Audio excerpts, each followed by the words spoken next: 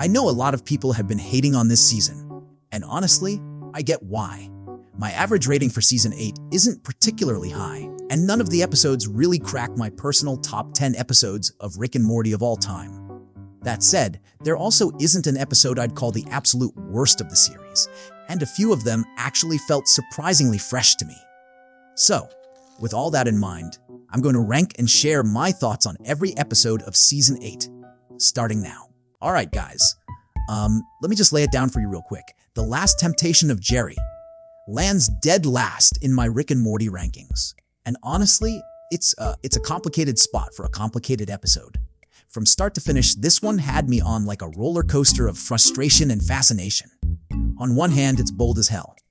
The show straight up dared to shove Jerry, the universe's perpetual underdog, and, the eternal butt of every joke, right into the center of this morally charged, religious-themed storyline. That alone, that deserves some credit. I mean, it's not easy turning Jerry into an emotional focal point. Usually he's just, the joke, right? But here, the episode tries to wrestle with temptation, faith, personal growth, all these big, meaty concepts you don't usually see handled in Rick and Morty's usual chaotic, crazy style. That ambition? Man, it gave me moments of genuine intrigue. There's this audacity, this let's shake things up energy that I kind of can't help but respect. But, oh man, the execution? That's where it stumbles hard. The plot felt like it was juggling way too many ideas without really, nailing down a clear, impactful story arc. I found myself scratching my head like, where is this even going? Is it dark satire? An emotional journey? Just plain weird? The tone bounced around so much, it sometimes felt like I was watching 3 different episodes stitched into one. And Jerry, instead of growing or evolving, he kind of just stayed stuck. More like a prop to serve up these big themes, rather than a real person going through something meaningful. The humor, which used to be razor-sharp wit mixed with absurdity, felt forced here. Jokes landed unevenly, and some lines, they left me cringing more than chuckling. And then there's the religious satire. Wow. It's messy, it's flawed, but it's also a reminder that the series isn't afraid to evolve, to challenge us, and to spotlight characters like Jerry in new lights, even if it doesn't always work. Hoping the next time Jerry gets his moment, it lands harder and hits deeper. A quirky detour that doesn't really gel with the heart of the story.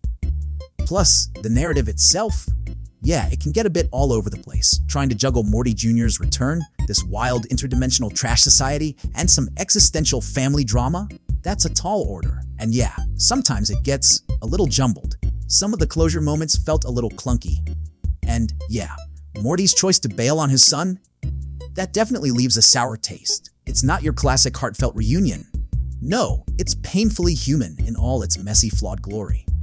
And then there's the side story with Rick and Summer at that Minority Report-style restaurant, which is, a quirky, imaginative touch that adds some nice flavor, even though it doesn't go as deep emotionally. Ultimately, Morty Daddy is a mixed bag. I've got some pretty strong feelings about why it ended up there. So, on the one hand, this episode brought some straight-up novelty with those animated cameos from James Gunn and Zack Snyder, and honestly, that meta humor, it hit some really sweet spots. Watching those totally exaggerated filmmaker versions wrestle with the chaotic Rick and Morty multiverse was such a clever, playful jab at Hollywood's bloated franchise culture. But, and this is a big but, the episode definitely stumbles when it comes to storytelling and character consistency. Like, the plot, it felt pretty thin, almost like filler, and the pacing dragged enough times to pull me right out of the experience. Also, while that satire on Hollywood's franchise madness hit the surface just right, I kinda wanted it to dig deeper. So Ricker Than Fiction has its entertaining moments, but it kinda feels like a high-concept filler episode rather than an essential chapter in the show's journey. I sat down watching it, and honestly, it delivered that classic Rick and Morty vibe I'm always craving. You got that sharp humor sprinkled with wild sci-fi concepts, weird sidekicks popping up, and some genuinely funny moments that landed just as well as I hoped. But you can't just ignore the flaws. The story felt a little too familiar, like I'd seen this whole critique of the super rich versus the working class before. And hell, Rick and Morty itself has already tread this ground. It didn't really surprise me or shake things up, and that kind of predictability honestly took some wind out of its sails. The storyline, though, could have dug a little deeper. especially with the whole dynamic of Rick's adoptive parents and that space race setup. Honestly, that part felt kinda undercooked. There were moments where I genuinely wanted more weight, more emotional punches that hit harder, but instead, we got this surface-level sprint through what could have been an emotional marathon. Plus, the characters, especially Rick and Morty, didn't really seem to grow or evolve here. Their dynamic kind of felt stuck in neutral, and yeah, I wanted a little more emotional heft or development to really sink my teeth into. The humor, while funny, sometimes played it a bit safe, not pushing the boundaries the way some of the show's best jokes totally do. I actually think Valkyric brought some fresh and, pretty different stuff to the table, especially with the spotlight on Rick and Space Beth. Watching those two team up and kind of bounce off each other, that was a highlight for me. Their chemistry felt supernatural, even electric sometimes. It gave us this rare peek into Rick's more personal, complicated relationships, beyond the usual Morty chaos. I gotta say, sidelining Morty is a pretty risky move, but it also opened up the show's universe in this exciting new way. And the action scenes? Man, they were colorful, dynamic, and totally bombastic, with that classic Rick and Morty flair that just keeps you on the edge of your seat.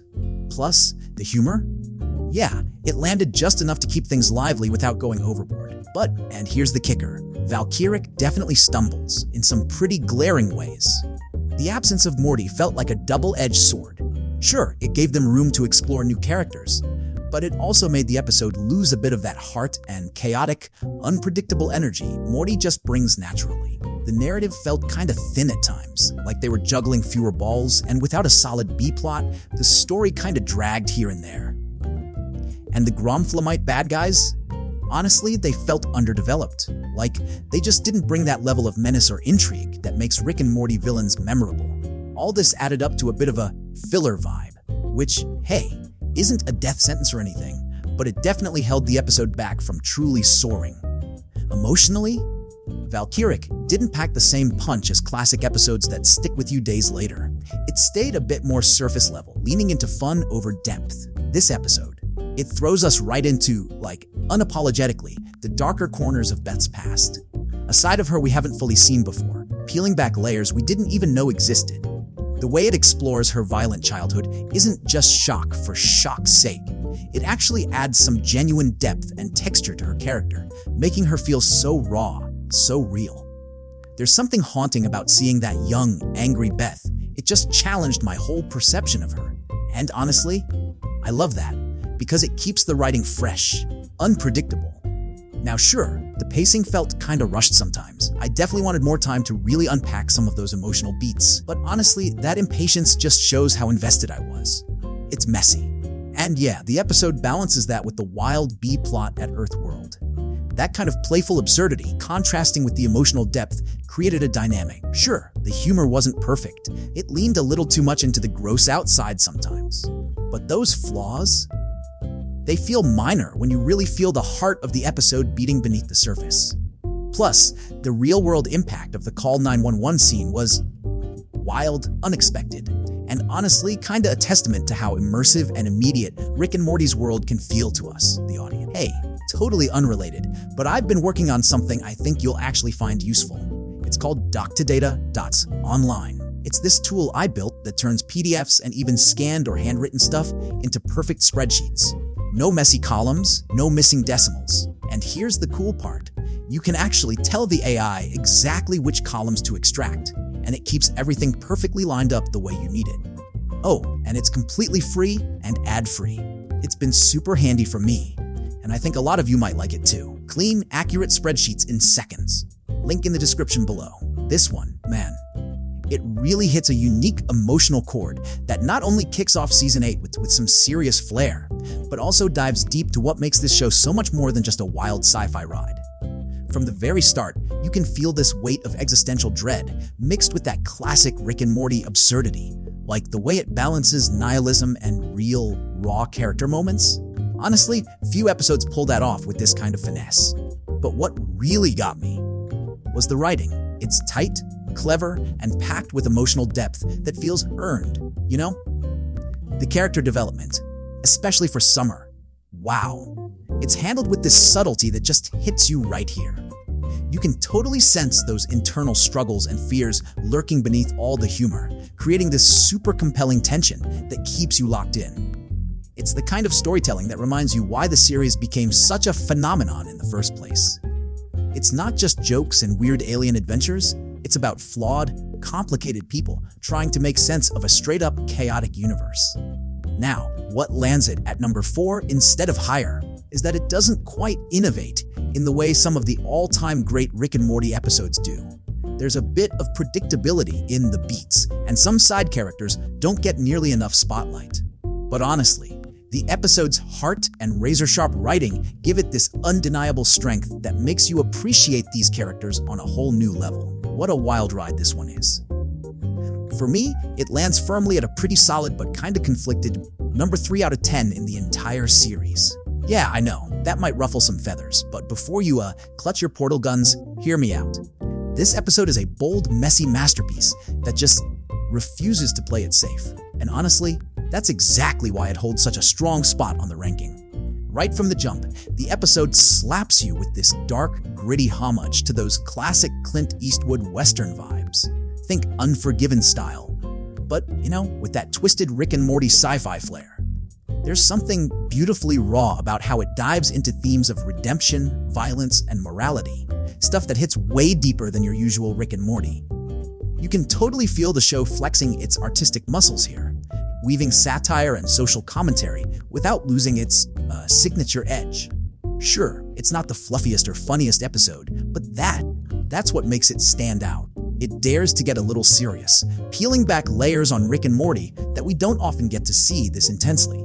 The animation just pops with these rich, robust images that nail the grim atmosphere and tense storytelling. Every frame feels so intentional, drawing you deeper into this Western-inspired world that's both familiar and strange. I was hooked just watching how carefully crafted everything was, like the episode knew exactly the story it wanted to tell. Even if it, wobbled a bit with pacing. Honestly, it's like hands down one of the most emotionally resonant and character-packed episodes we've seen in a long time. This episode really dared to do something different by putting Jerry front and center. The guy who's usually the underdog, the butt of every joke. And honestly, it worked. On so many levels. Watching Jerry navigate the multiverse, struggling to figure out where he belongs, that hit me like deep down. There's this beautiful vulnerability to him here.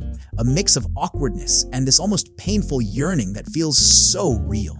Like, amidst all the crazy sci-fi stuff, you get this super authentic glimpse of what it means to be human. You see the layers everyone usually ignores. The insecurities, the desperate hope to be valued, and that quirky, stubborn resilience that just keeps Jerry going. It's not just about laughs here. It's about letting a flawed, often frustrating character be complex and worthy of empathy. And that's a big deal in a show that's usually all about fast jokes and mind-bending plots. It's not flawless. No episode ever is. But the way Namortland shines a warm, funny, and genuinely thoughtful light on Jerry, that's why it deserves way more credit than it gets. It's an emotional punch that sticks with you, a fresh twist on the narrative, and a character study that demands your attention.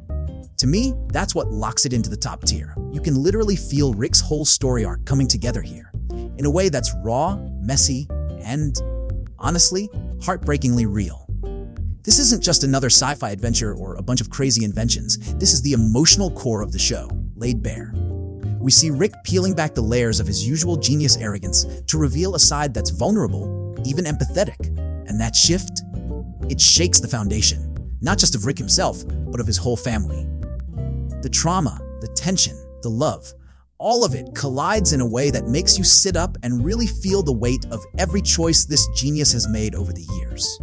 Sure, some folks might say the episode kinda sidelines other characters, or that the family pays a steep price for Rick's growth, but honestly, that's exactly what makes it so powerful and human. Life isn't tidy, right? Progress often comes with sacrifice, and Hot Rick doesn't shy away from that messy, complicated truth. Rick's flaws have always been out there, but here, they have real depth and real consequences.